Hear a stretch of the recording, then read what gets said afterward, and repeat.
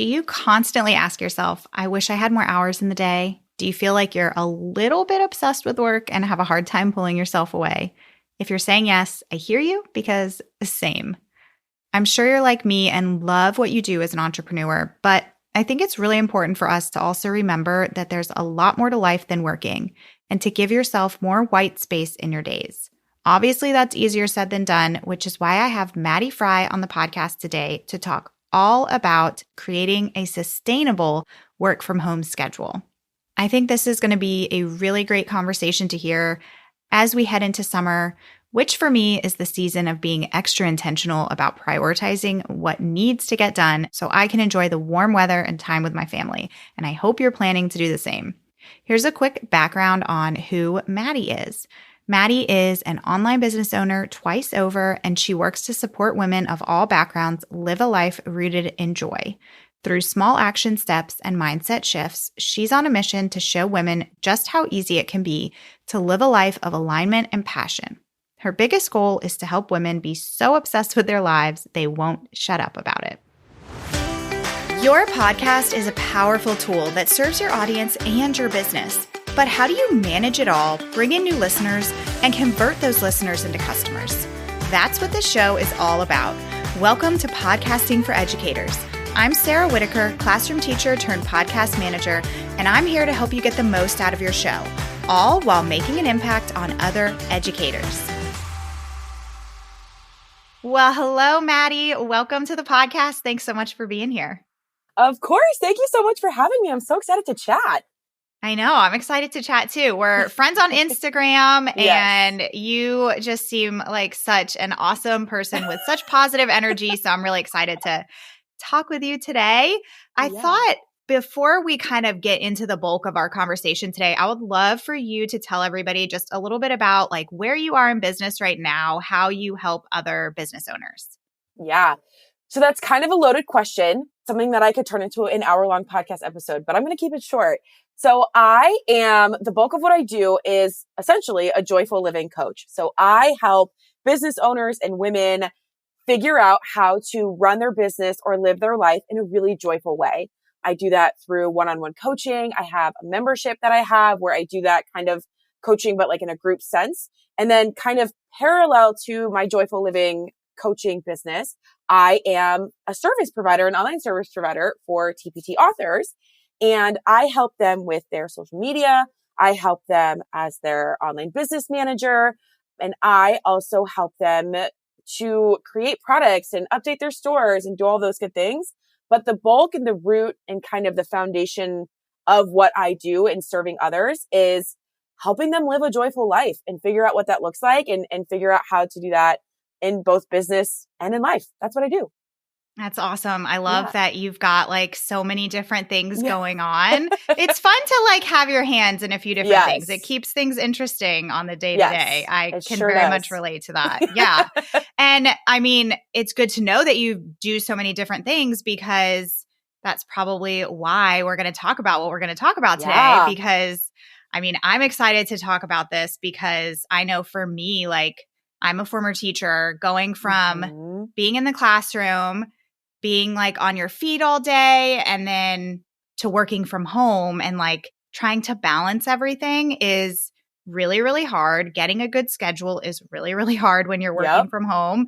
So I'm excited to get into it. So tell us a little bit about, because it seems like what your schedule and your work life used to be is very different from what it is now. So can you give us a little bit of insight as to like where you started and where you are now? So for context, I am 28. I do not have kids, which is a huge thing to say. I always say that whenever people are like, oh my gosh, you do so much. I'm like, I also don't have small children like who need me because I know that that's such a game changer for so many people, women, especially female business owners and entrepreneurs, especially, right? That's a huge thing to keep in mind, right? So two very important things. I'm 28. I have no kids, right? So when I first graduated from school, I actually went to school to be a teacher. And I was 100% that fresh out of college kid who was like, I'm going to be a teacher. I'm changing America. This is my 5-year plan. Everything's going to work out. And literally nothing worked out. I couldn't get hired. No one wanted a fresh, brand new, excited teacher. And it was 2018. So it was a situation of life where my husband and I weren't sure how long we were going to be where we were because of his job. And so I really struggled to find anything, any form of employment, right? Fast forward a few years, I was working full time between an online educational company teaching English and a network marketing business.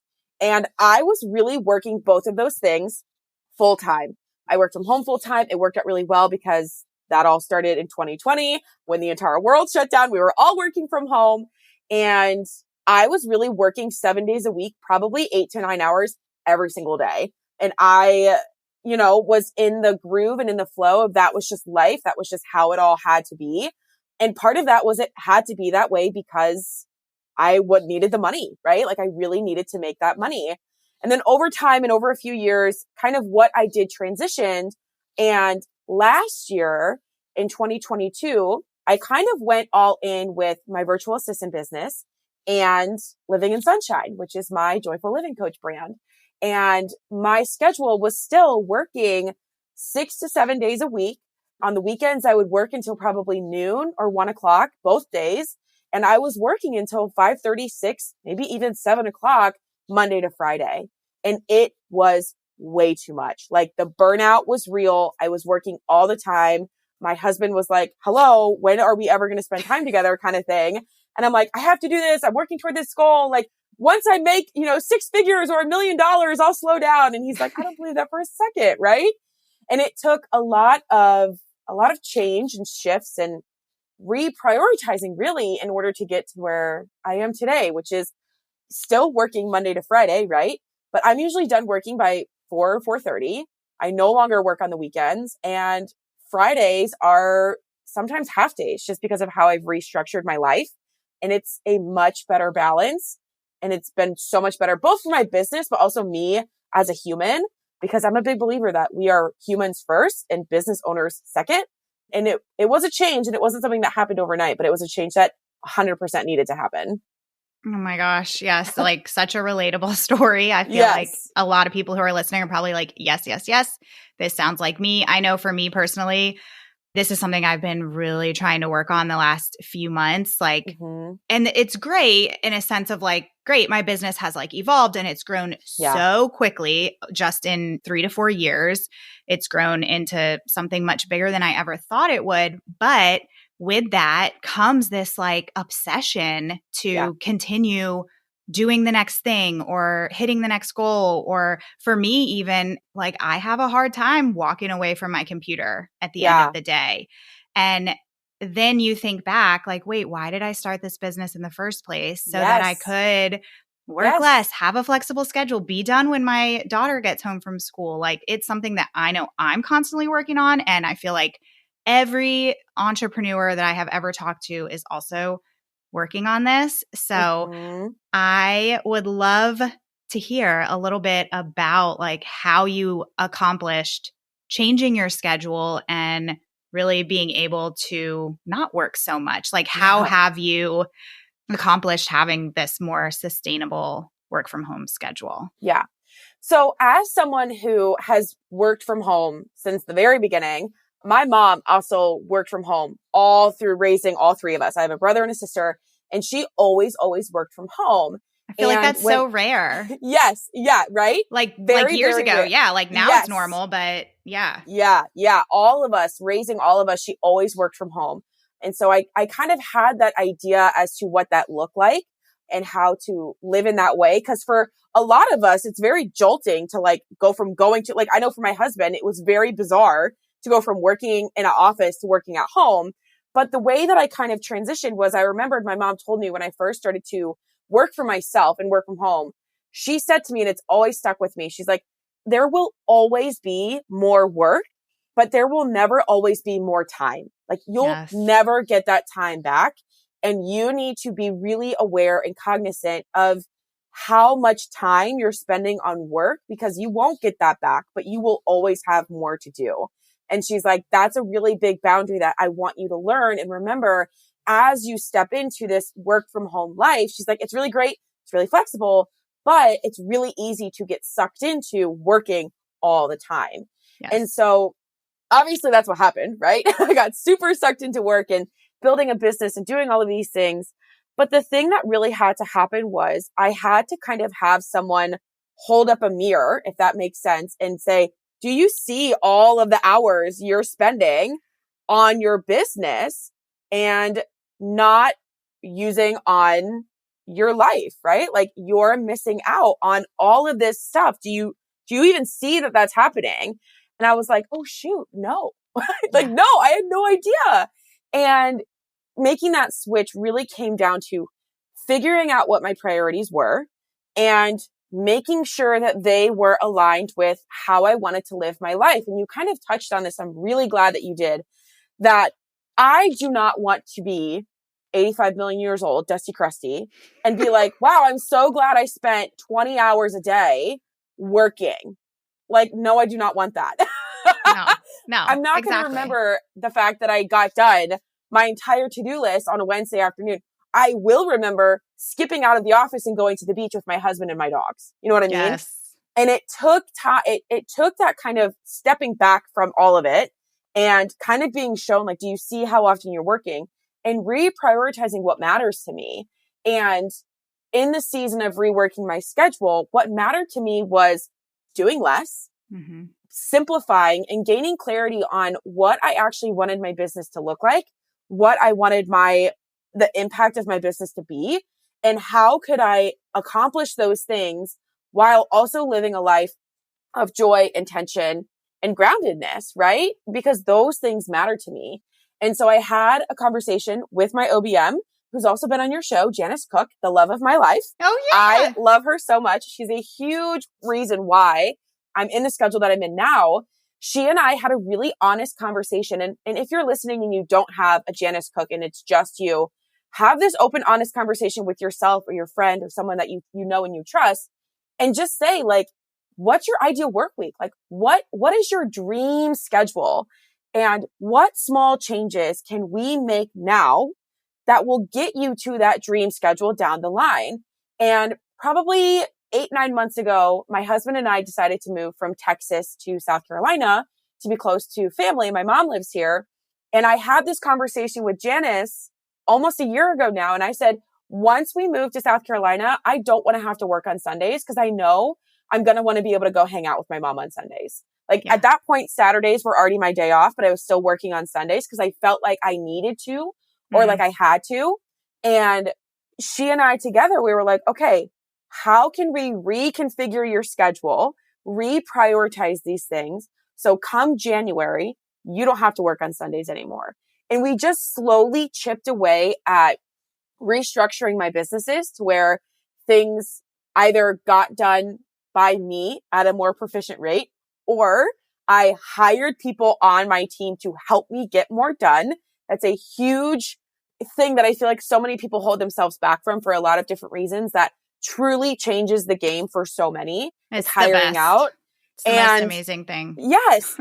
And we really just started to make small steps over time to get to the schedule that I'm in now. And yes, it was kind of scary, kind of risky because I had to tell my virtual assistant clients, hey, I no longer work on Fridays, which in a way is saying no to money, right?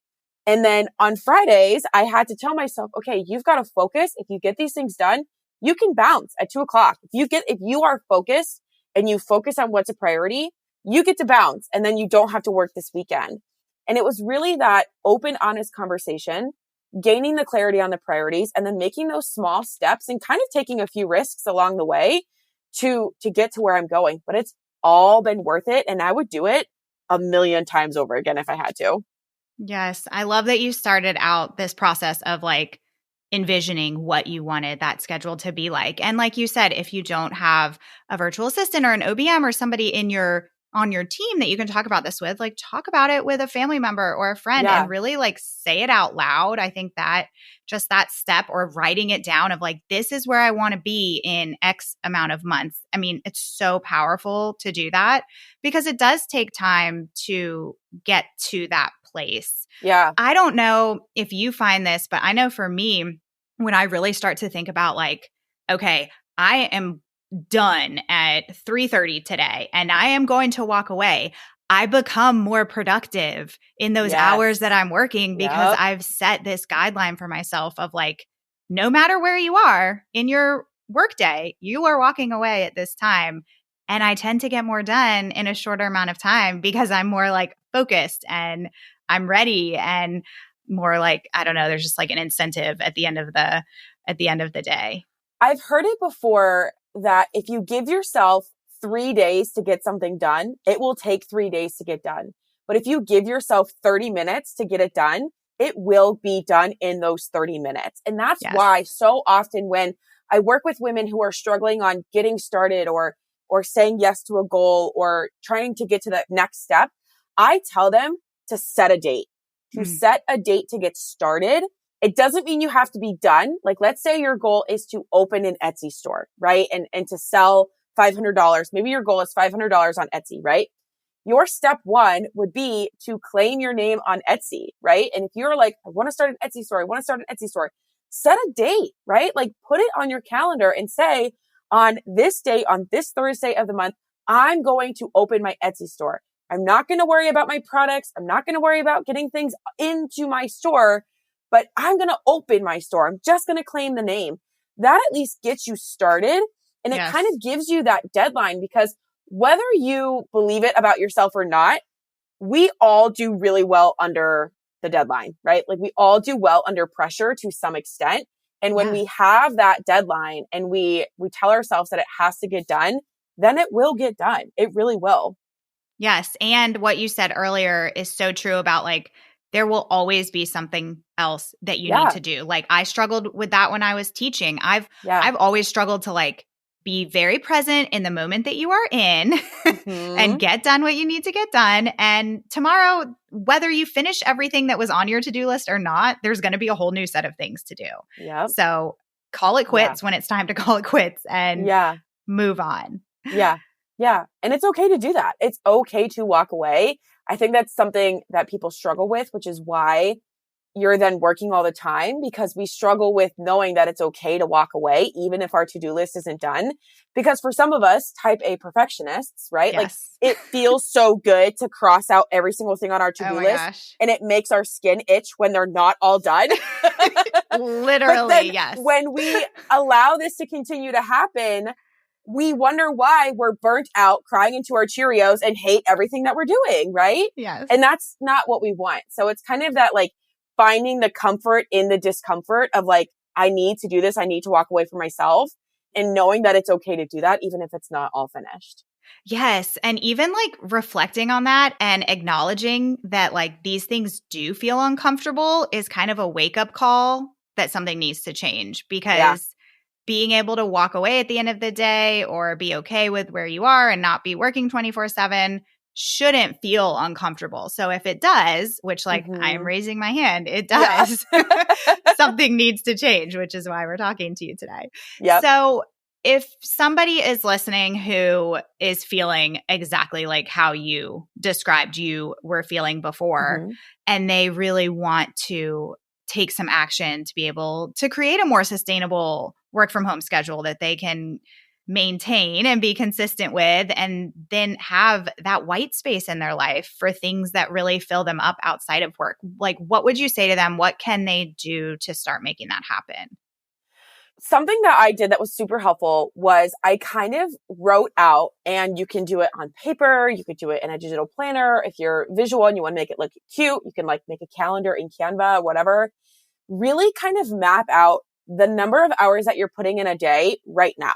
Be honest with yourself. If you are in your office or working on your business at 6 a.m. in the morning, like you've got to be honest with yourself and keep it real and say and put it on there, even though like, you know, when you're going to look back, you're going to be like, yikes, like this is why I'm burnt out. This is why I'm like wanting to run away, screaming into the streets, right? It's so like when you have the setting on your phone that like tracks your screen time, like you don't want to look at it. Like, you don't want to know what that number is. Yeah. It's like, I know that this is a bad habit, but like, it's like, if I ignore it, it's not there, right? Exactly. Yes.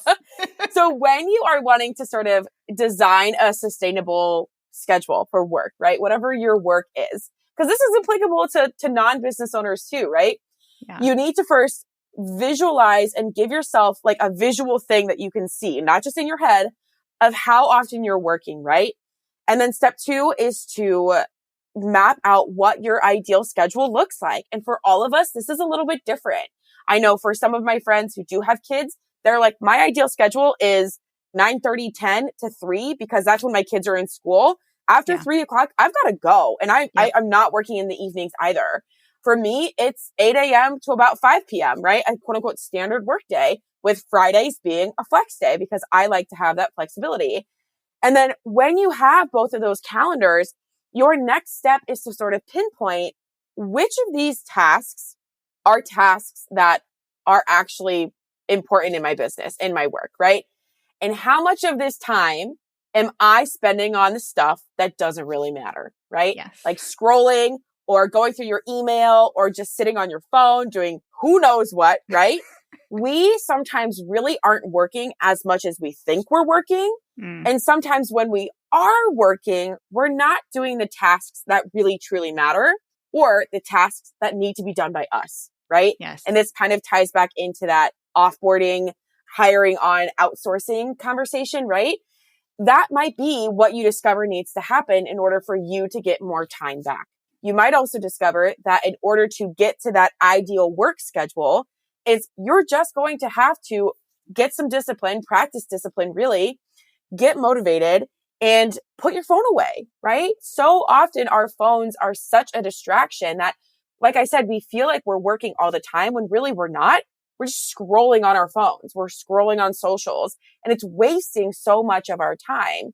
And that would be the number one thing that I tell you to start with is get a visual of what you're currently working, create a second graphic, visual, piece of paper, whatever, of what you want to be working, and then try to figure out like what is not actually considered work, right? What's not moving the needle in your business? Yes. What might be able to, if you're in a space financially, business sense wise, to be able to outsource? What can you outsource?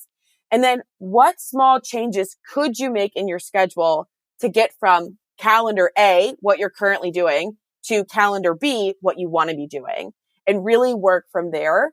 And then the last thing that I would just add to that is know that it's not going to happen overnight. Like I said, I did not go from 7 days a week, 12 hours a day to 5 days a week, 6 hours a day overnight. Like it took several months to get there.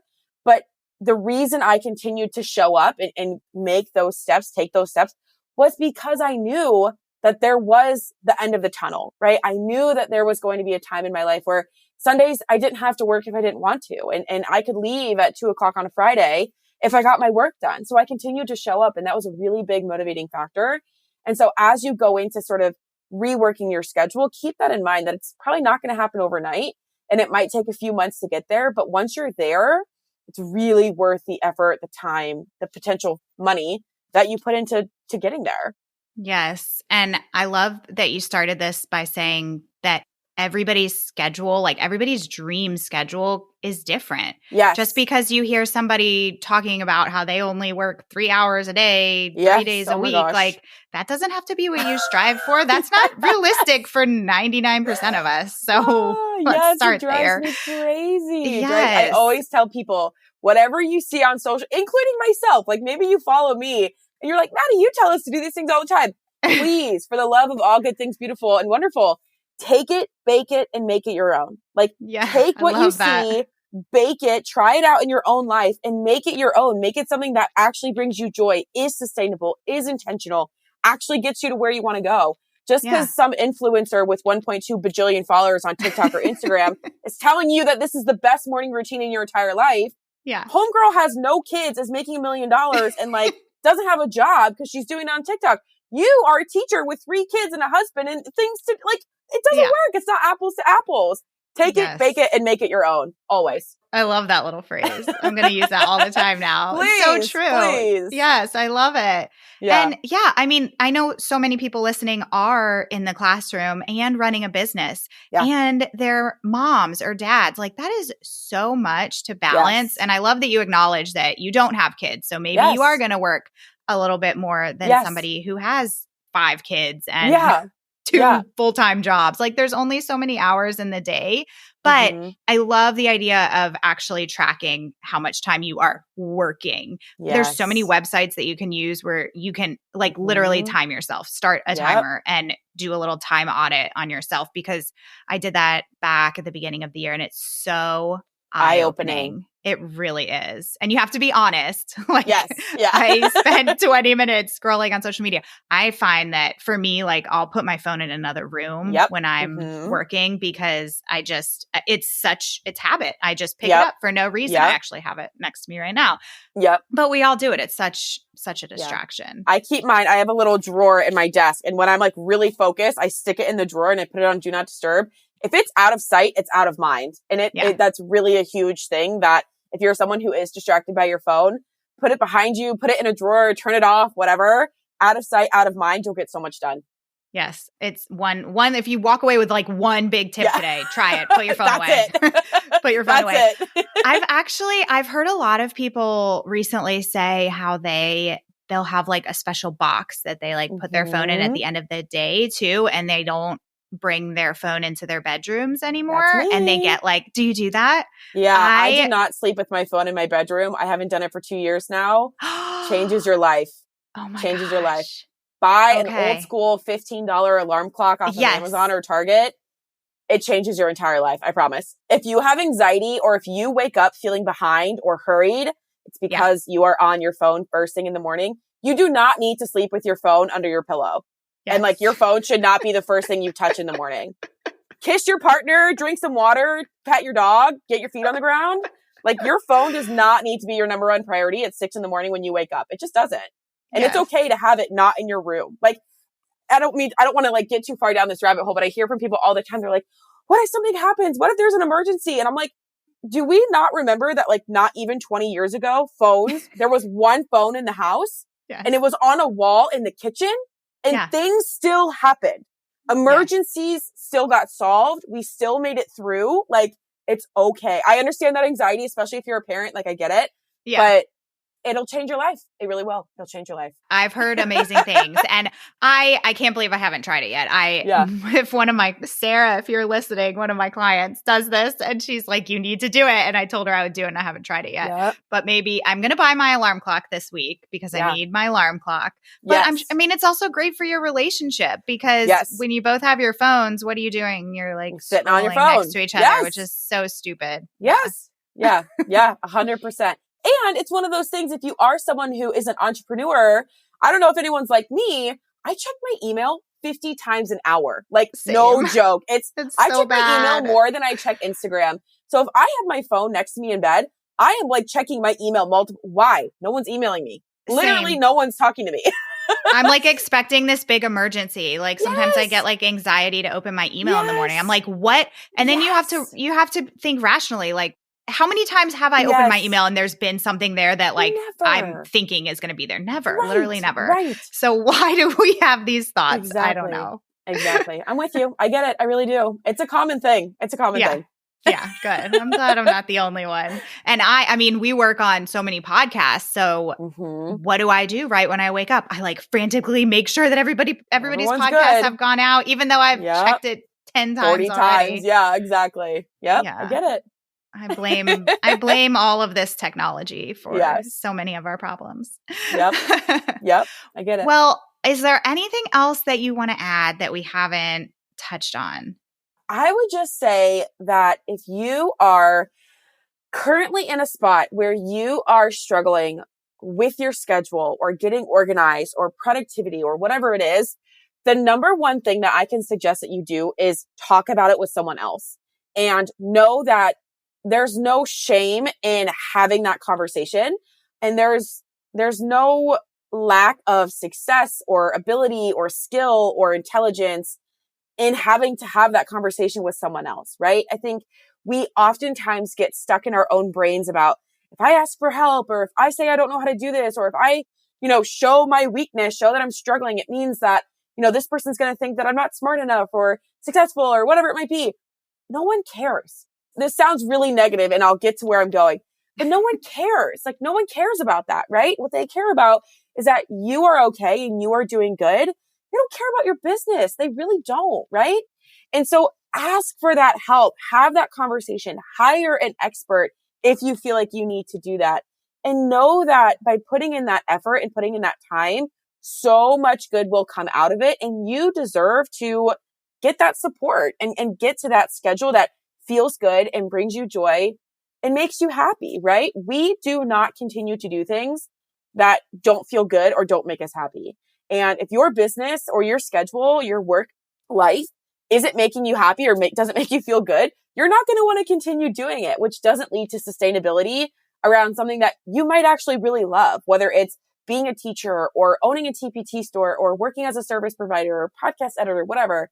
You might really enjoy that thing, but your current schedule is making you think that you don't because you're consumed by it, right? And all it takes is having that conversation sometimes to unlock that aha moment that you need to realize, oh, I can fix this. Oh, I don't have to live like this forever. Oh, I can actually do life in a way that makes me happy. What a foreign concept, right? Have that conversation and be really real in those conversations that you have, because so much good comes from them when you open yourself up to having them. That would be what I say. I love that so much. I think a lot of times we forget, especially if you're an entrepreneur, like you really are in control. Like if you don't like the way that something is going, you don't have to do that thing, or you don't have to do it the way that you've been doing it. And love the advice about talking it out with somebody. And I find like for me, there's kind of like two layers of like, I love talking about this kind of stuff with like-minded people like you and I are talking right now. And you'll find that it's very validating because so many people have the same feelings that you do. But then it's also awesome to talk to somebody like your husband or a friend who's like totally removed from your business, because they can also be the people to hold you accountable and be like, get off your computer. You said you wanted to get off your computer at 5 o'clock. It's time.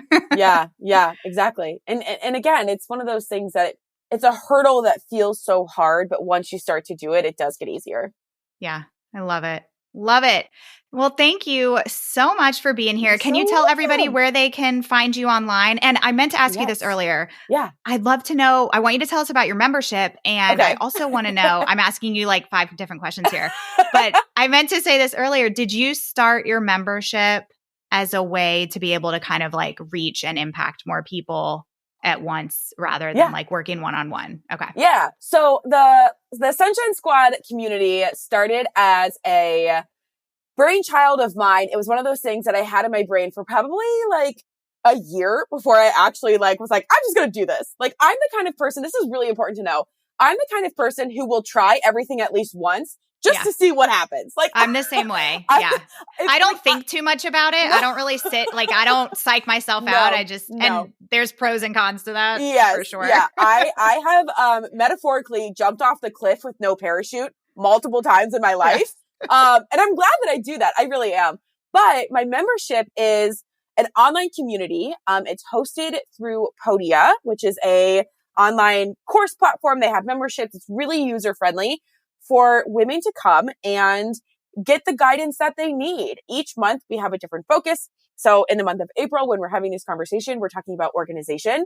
So organization in business, in life, around our home, in our relationships, in our head, right? Talking about these different themes like organization or growth mindset, setting goals, casting intentional visions, dealing with past trauma and how we can not let that hold us back, those types of things.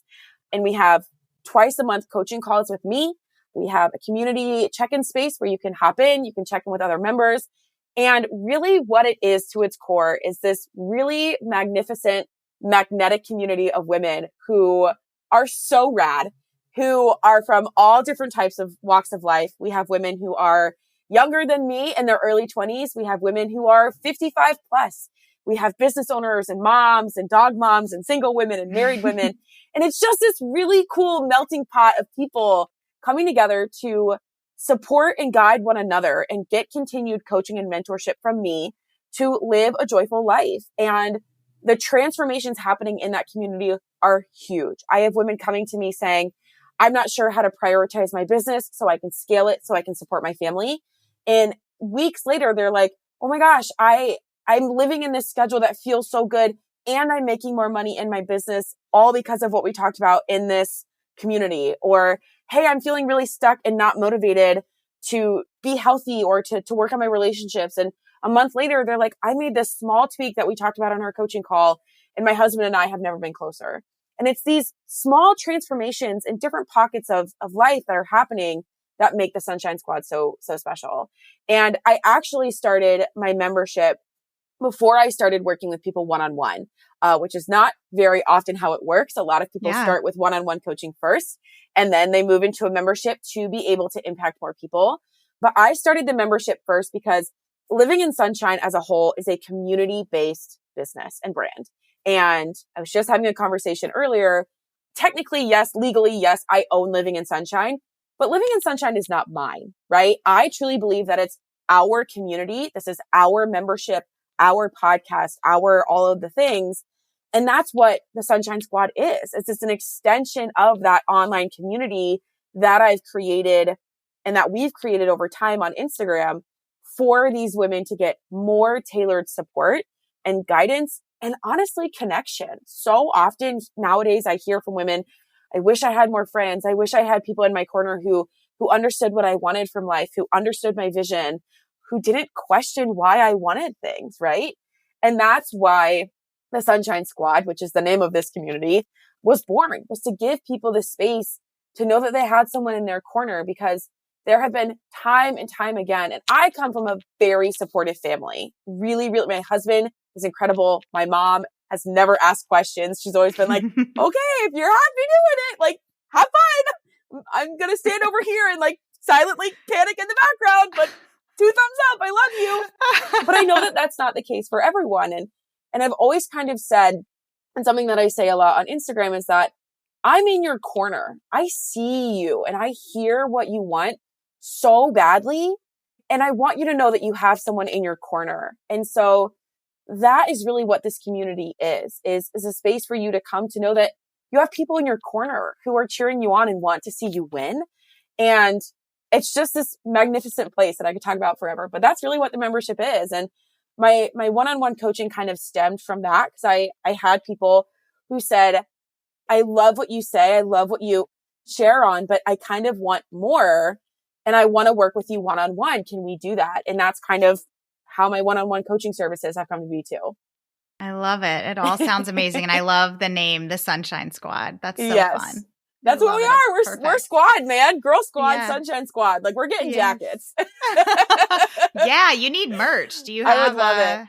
I don't. It's been in my brain. I'm very much like you said, I'm a, oh my gosh, I have this idea. Let's do it right now. Yeah.